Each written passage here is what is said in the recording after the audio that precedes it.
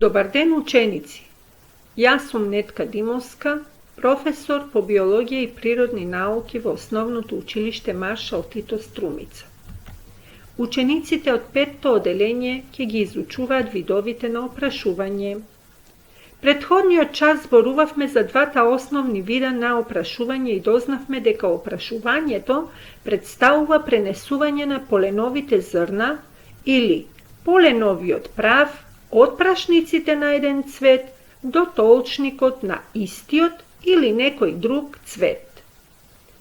Исто така, научивме за двата основни вида на опрашување – самоопрашување и вкрстено опрашување, како и за градбата на цветот. Пред да продолжиме со изучувањето на петте подвидови на опрашување, да повториме накратко за градбата на цветот. Ајде да повториме за опрашувањето и за градбата на цветот. Знаеме дека постојат два вида на опрашување и тоа самоопрашување и вкрстено опрашување. Вкрстено опрашување е пренесување на поленовиот прав од прашниците на едниот цвет на лепливото устенце од толчникот на другиот цвет. Исто така, треба да знаеме дека самото опрашување е суштински процес за добивање на плод и семе кај растението. Но, за да го разбереме опрашувањето, ќе повториме уште еднаш за градбата на цветот. Главните делови на цветот се чашка, составена од чашкини ливчиња, венче составено од венечни ливчиња, потоа прашници како машки полови органи и толчник како женски полов орган. А сега уште еднаш да повториме малку повеќе за овие важни делови на цветот. Чашката, рековме, е составена од чашкини ливчиња, кои се дебели, кожести, зелени по боја, имаат улога да го штитат цветот додека е во форма на пупка од топлотни повреди како исушување и премрзнување и механички повреди како посекувања, кинење и така натаму. Венчето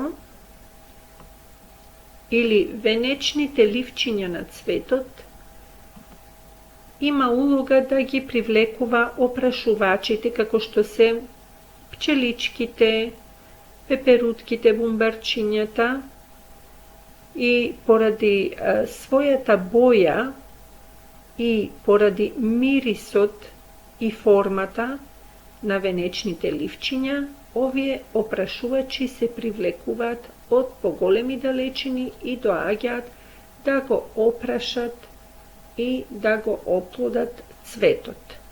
Тие всушност доаѓаат по сладкиот нектар што го излачуваат нектарните жлезди во основата на венечните ливчиња. Венечните ливчиња можат да бидат различни по боја, кај различни цветови. Прашниците, тие представуваат машки полов орган кај цветот и секој прашник е составен од два дела. Прашничка кеса или прашникова торбичка, во која се содржи поленот или поленовите зрна, а секое поленово зрно е носител на машките полови клетки на цветот и долгиот издолжен дел на прашникот се нарекува прашников конец или прашникова држка.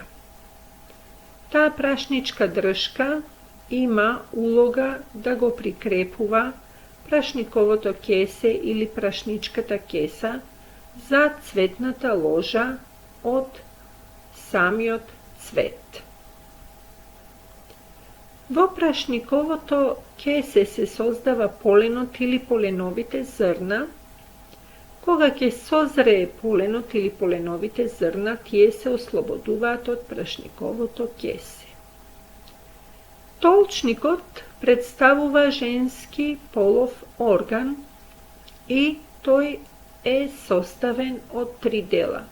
Плодник или плодница или овариум, тоа е долниот дел, врат, столпче или стилус, средниот дел, и лепливо устенце или стигма, горниот дел на толчникот.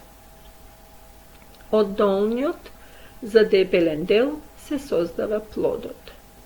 Уште еднаш да кажеме дека постојат 2 типа на опрашување, и тоа само опрашување, кога поленовите зрна патуваат од прашниковите кеси на прашниците на еден цвет, врз лепливото устенце на толчникот од истиот тој цвет, и вкрстено опрашување, кога поленовите зрна патуваат од прашниковите кеси на прашниците на еден цвет, врз лепливото устенце на толчникот од друг цвет. А сега за опрашувањето да повториме. Цветот представува репродуктивен орган на растението. Значи орган за размножување. За да создаде плод, цветот мора да биде најпрво опрашен, а потоа и оплоден. Опрашувањето представува пренесување на поленовите зрна од прашничкото кесе на прашникот врз устенцето на толчникот.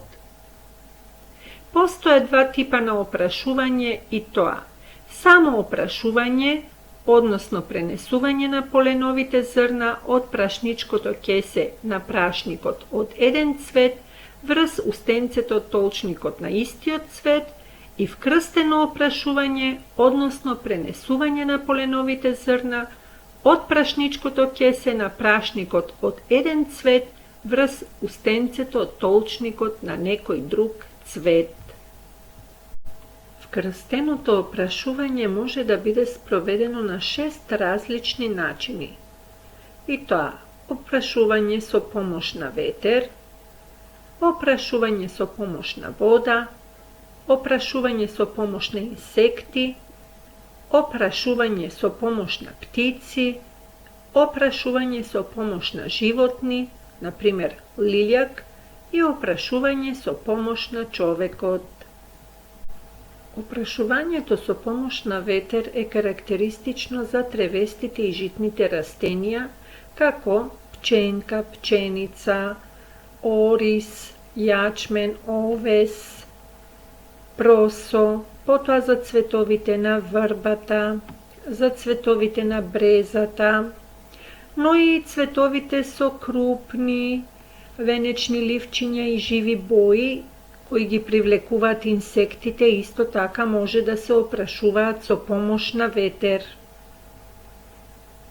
Тревестите растенја имаат многу ситни цветови, со ситни и мали прашници кои произведуваат многу мали поленови зрна кои може да се разнесуваат лесно со помош на ветерот.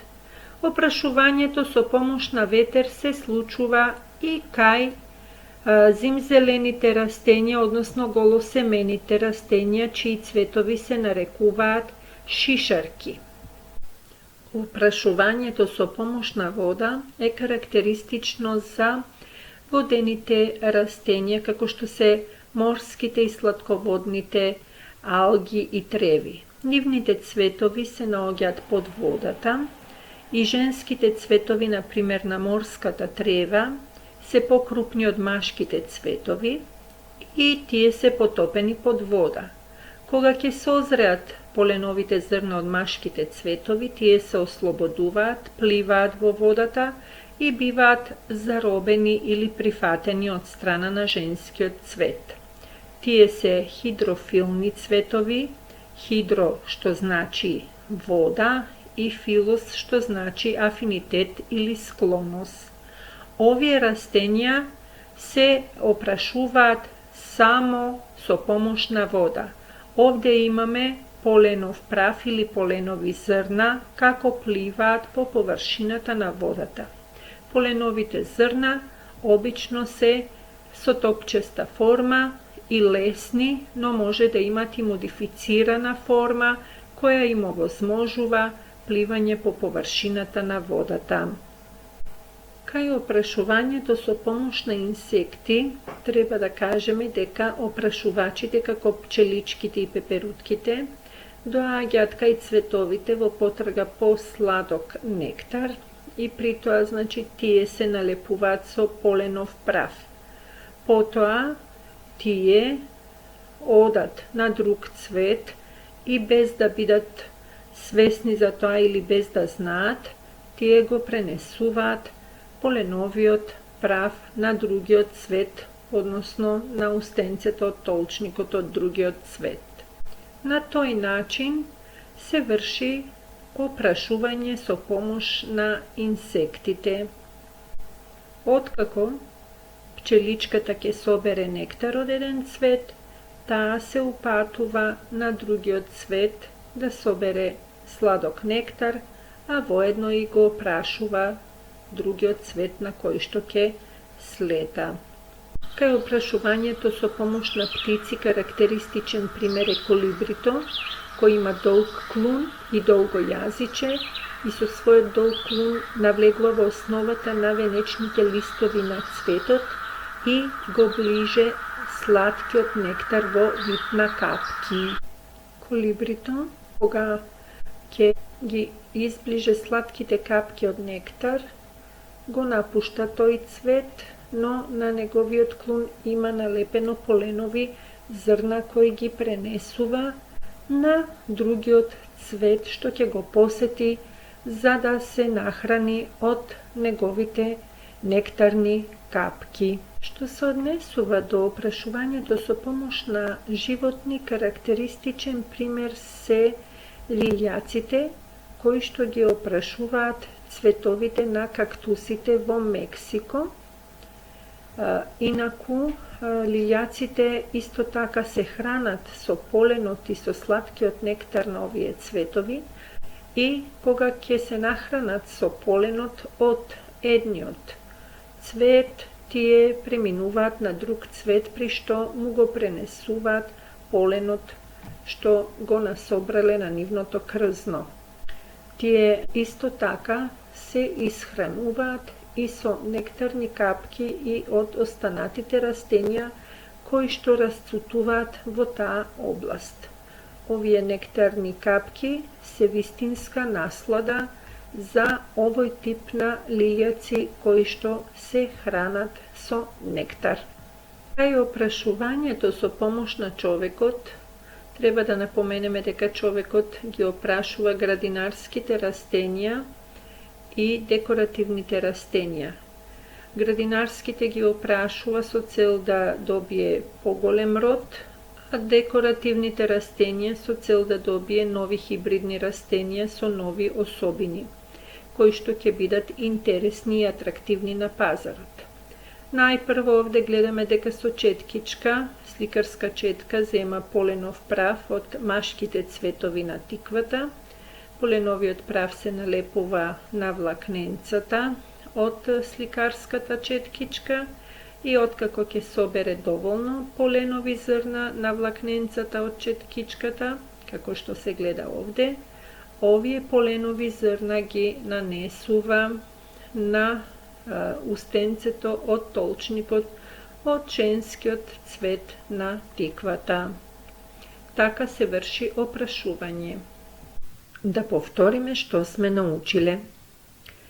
Ваша задача, ученици, ќе биде оваа табела да ја препишете во вашите тетрадки и да ги пополните празните полиња со соодветни одговори. Во оваа поле да напишете за растенја кои се опрашуваат со помош на ветер и што знаете за тоа. Овде растенја што се опрашуваат со помош на вода и што знаете за тоа. Овде за растенја што се опрашуваат со помош на инсекти, овде со помош на птици, ovdje sopomoćna životni, na primjer liljak, i ovdje za rastinje sopomoćna čovjekot. Prijatno učenje.